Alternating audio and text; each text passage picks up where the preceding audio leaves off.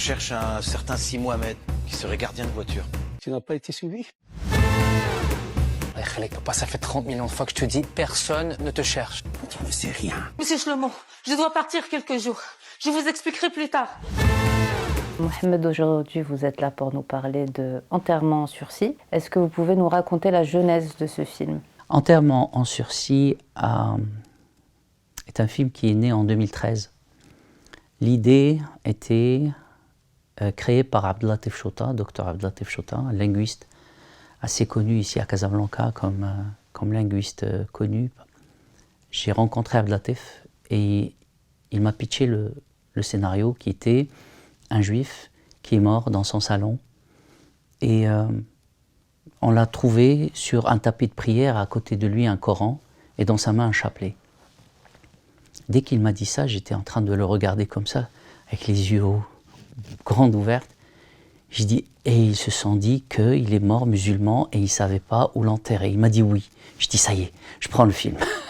Pour moi, c'était génial parce que j'adore les concepts, j'adore les idées qui attirent parce que comme ça, tu peux tenir ton public et lui raconter après une histoire. Abdelatif Chota a écrit le scénario. Après ça, je l'ai gardé avec moi le scénario jusqu'à 2019. 2019-2020.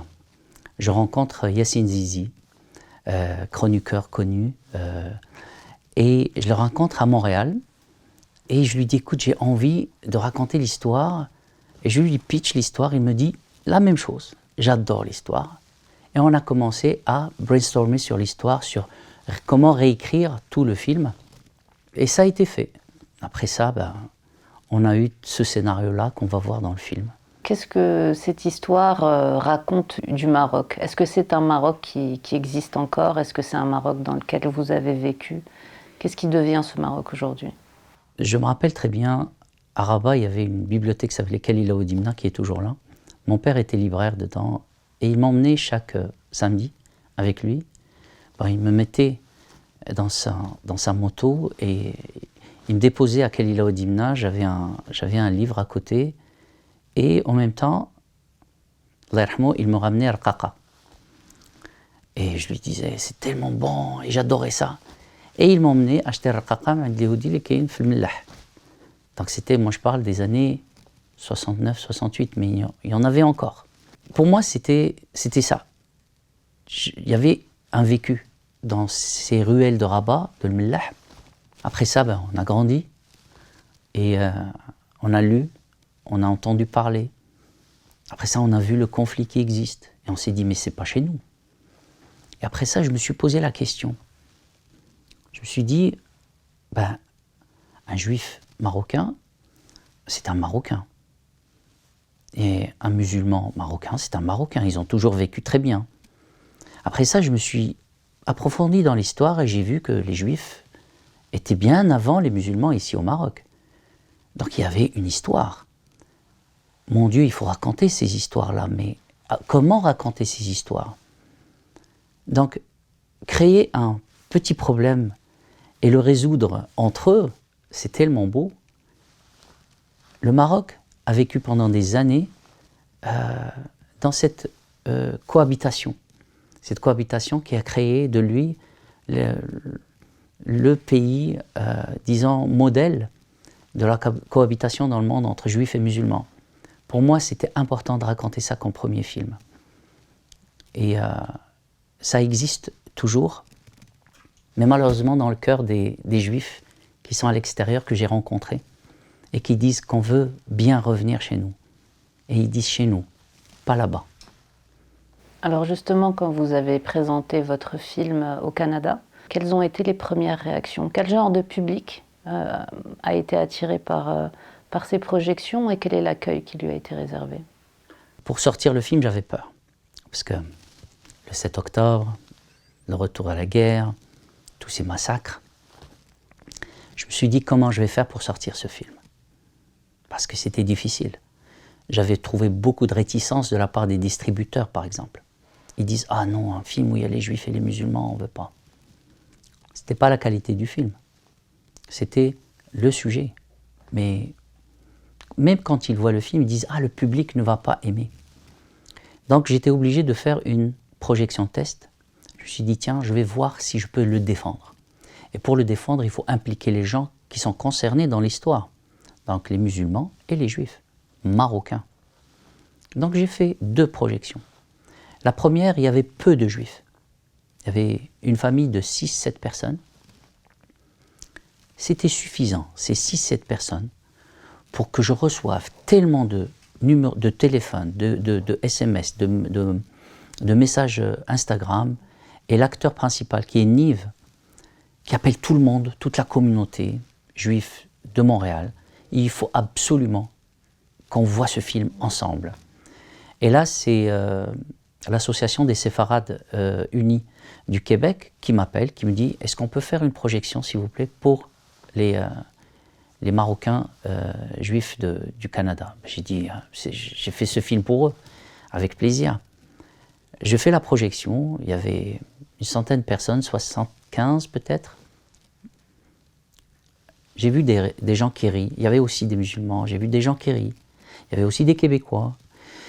Ils ont ri, ils ont pleuré avec le film, et ils m'ont dit « Monsieur, vous nous avez donné la nostalgie des temps qu'on nous a racontés au Maroc, et aussi de ce qu'on a vécu avec nos mères et nos pères ici même, et qu'eux-mêmes, ils nous poussaient à aller le faire et le vivre au Maroc.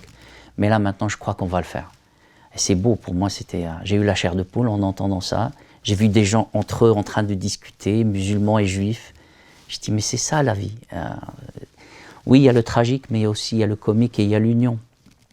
Le Maroc, c'est comme ça. Pour moi, le Maroc, il réunit. Il ne détache pas l'un de l'autre. Je crois que ça va être le futur aussi. Il sera comme ça tout le temps. Parce qu'on a une politique qui prône ça et qui veut ça.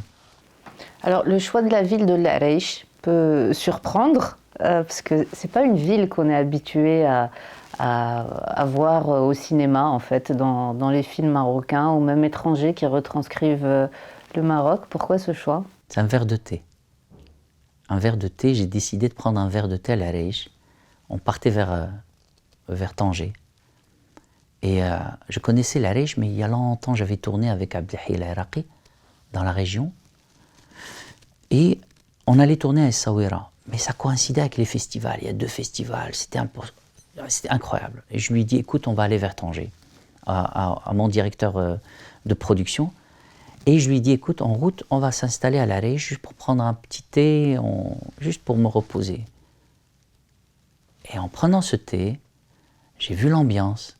Déjà pour arriver là où je vais prendre le thé, j'avais toute la ruelle qui était dans ma tête. J'avais Souera d'une autre manière, avec le bleu et blanc. J'ai dit, mais non, on ne va pas aller là, on va rester ici et on va commencer à chercher. Écoutez, en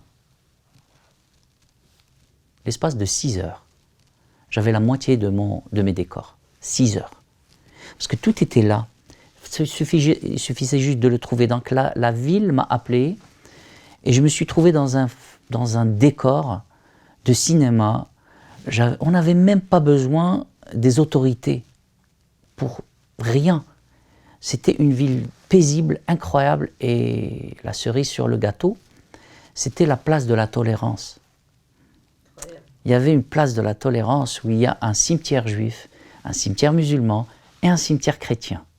Oh là là, ma scène finale, elle se passe entre 2 cimetières. Et on allait faire 2 cimetières, l'un à côté de l'autre, parce que moi je voulais que ce soit le rapprochement même dans la mort. Il était là. Donc la ville m'a appelé pour faire le... C'est ce que je dis. Hein.